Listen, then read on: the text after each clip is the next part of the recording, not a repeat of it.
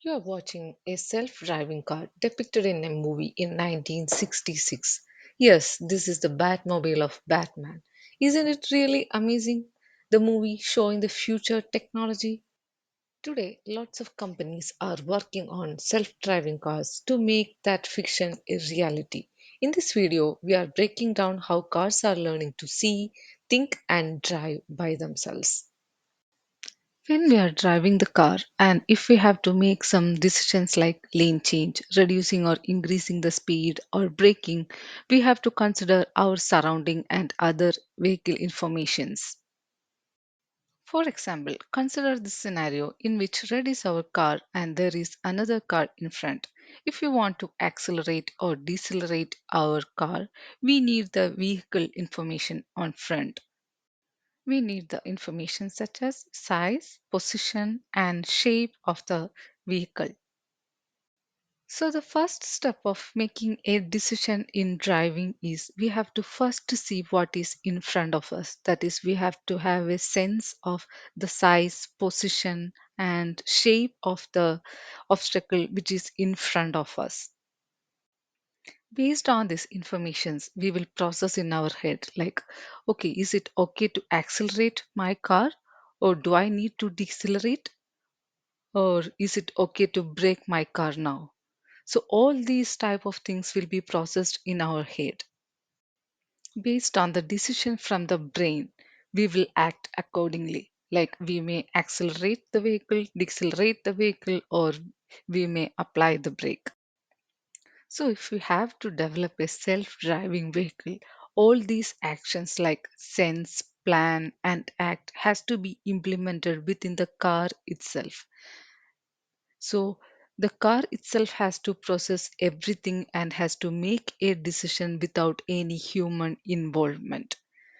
Let's see what are the process involved in this self driving. As our eyes and ears helps in driving, these sensors forms the eyes and ears of self-driving cars. Radars, lidars, cameras, and ultrasonic sensors. These are photos of the sensors from some manufacturers. Let's see how these sensors are seeing the environment. Cameras use visible lights for object detections. We can use multiple cameras to have a 360-degree view of the surrounding environment. Some of the advantages of using the camera is they will provide high resolution image of the environment, and it is very excellent at reading road signs and traffic signals. Some of the disadvantages are it will not give any direct indication about depth of the object because we will be getting a 2D image of that object, and the performance is highly impacted by lighting condition and bad weather. Camera won't work properly at night conditions, and it is also impacted by weather conditions like rain. This shows how the camera sees the external environment. Here you can see the 2D perspective of all the objects in front of the vehicle. Next sensor is radar. Radar is an acronym for radio detection and ranging. Here, the transmitter transmits the radio signal in all the directions, and based on the reflected signal, it calculates the target distance, speed, and position. Some of the advantages of radar are it works well in all weather conditions, including heavy rain, fog, and snow, and it also can detect objects at long distances, and it is more affordable than radar, and it can be placed behind a car's bumper. One of the main disadvantages of radar is ghost target detection. This is how the detections from a radar looks like. All the detections from the targets will be identified as some points on the detection map, and all these points will be having the characteristics like position and RCS. And these informations will be used for taking other actions. Another sensor is LIDAR. LIDAR stands for light detection and ranging. It uses the electromagnetic spectrum in near field and short wavelength infrared light, and the detections will be seen as high density 3D point cloud.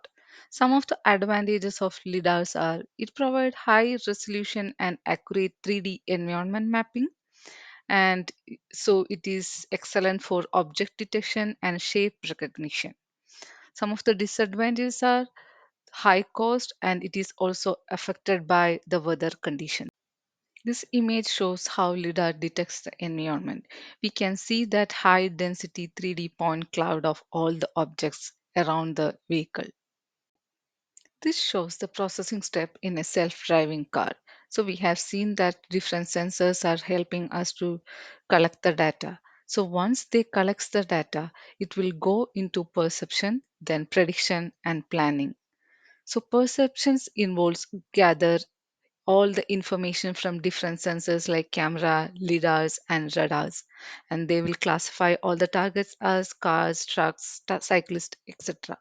Based on this information, it will go into the prediction. So it will use the information from the perspective. Predict the future movement of detected objects based on current trajectories and behavior. We know that human behavior is very complex. So this prediction step is very complex and machine learning plays an important role here. Next is planning step. In this stage, based on the perception and prediction stage, it determines the best course of action for vehicle to take for efficiency and safety, like adjusting the speed, changing the line, or applying the brake. That means perception, prediction, and planning forms the entire self-driving scenario. Let's see some of the benefits of self-driving. So, first one is safety. Considering the majority of accidents are due to human error like driver fatigue, lack of attention, incorrect behavior, self-driving cars are more safer. And next is accessibility. It provides greater mobility for disabled and elderly individuals. And it will provide more time and comfort, like passengers can sit back and relax. In current scenario, there are lots of disadvantages too. One of them is cybersecurity issues. Next will be as it is processing lots of data in real time, even a minor error can cause lots of troubles.